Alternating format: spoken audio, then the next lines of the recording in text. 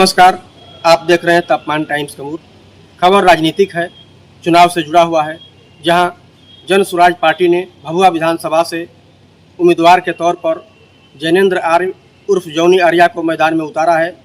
जौनी आर्या 18 अक्टूबर को पर्चा दाखिल करेंगे। इसकी जानकारी स्वयं जैनेंद्र आर्या ने दी।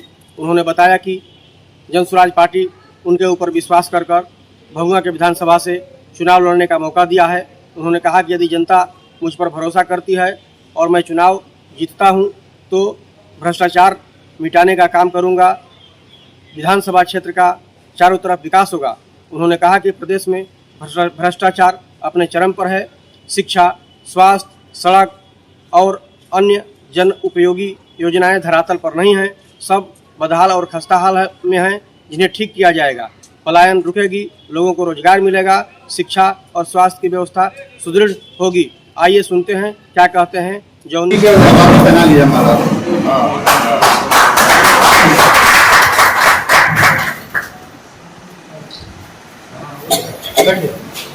शुरू कीजिए।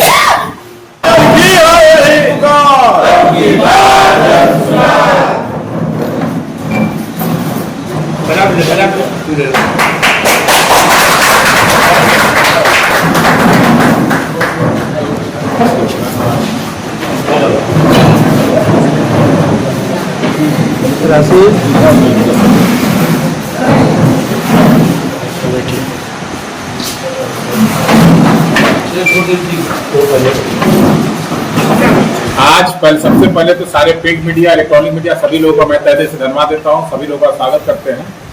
आज प्रेस कॉन्फ्रेंस का मतलब यह है कि प्रशांत जी ने भभुआ विधानसभा 205 के लिए जो बिहार में सत्ता परिवर्तन करना है, एक अच्छी व्यवस्था लानी है, उसके लिए भभुआ विधानसभा 205 के लिए मुझे भावी प्रत्याशी के तौर पर यहाँ का प्रत्याशी बनाया है।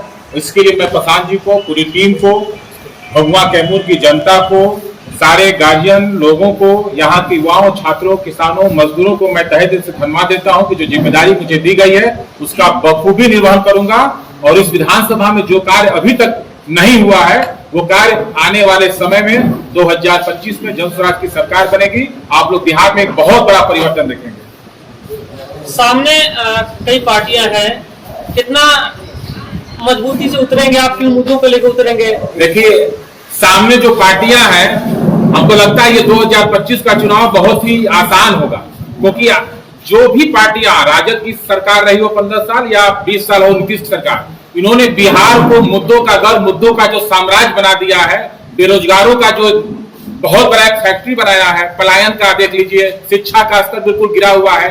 बिहार में जो भी सरकार रही इतने मुद्दे बना दिए हैं कि जन स्वराज 2025 आने में कोई परेशानी नहीं है। उन मुद्दों को खत्म करने के लिए यहाँ की भभुआ कैमूर की जनता और पूरे बिहार की जनता कमर कस चुकी है और बिहार में 2025 में जन स्वराज की सरकार बनने जा रही है। सारे मुद्दों को खत्म करने। किन मुद्दों पर आप लड़ेंगे? मुद्दों का कह दें कि बिहार में मुद्दों का साम्राज्य है। सबसे बड़ा मुद्दा है अफसरशाही का।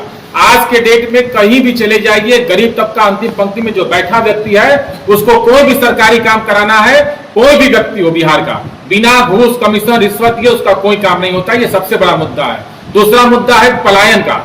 आज के डेट में बिहार से बाहर कम से कम 1 से 1.5 करोड़ लोग बिहार से बाहर मजबूरी में कमाने गए हैं, अपने माँ बाप को छोड़कर, अपने परिवार को छोड़कर। उन सारे बेरोजगारों को आने वाले 1 साल के अंदर 50 लाख वैसे बेरोजगारों को यहीं पे रोजगार मिलेगा। आने वाले छठ के बाद एक बहुत बड़ा परिवर्तन देखिएगा। शिक्षा, हम लोग का टारगेट है कि हर प्रखंड पे नेतरहाट स्तर पर विद्यालय खोले जाएंगे और शिक्षा का गुणवत्ता बेहतर होगा। ऐसे बहुत सारे मुद्दे हैं जो दूसरी पार्टियों ने इस मुद्दों का जो जन्म दिया है, मुद्दों की कमी नहीं है बिहार में। आपने कहा है कि भभुआ विधानसभा में जो नहीं हुआ है वह करेंगे, इसको स्पष्ट किया जाए। आप अभी हम लोग जब गांव घूमने गए, शिक्षा की बात कर दिए कि सबसे जब बच्चा जन्म लेता है उसका बेसिक ज्ञान के लिए शिक्षा विद्यालय होता है।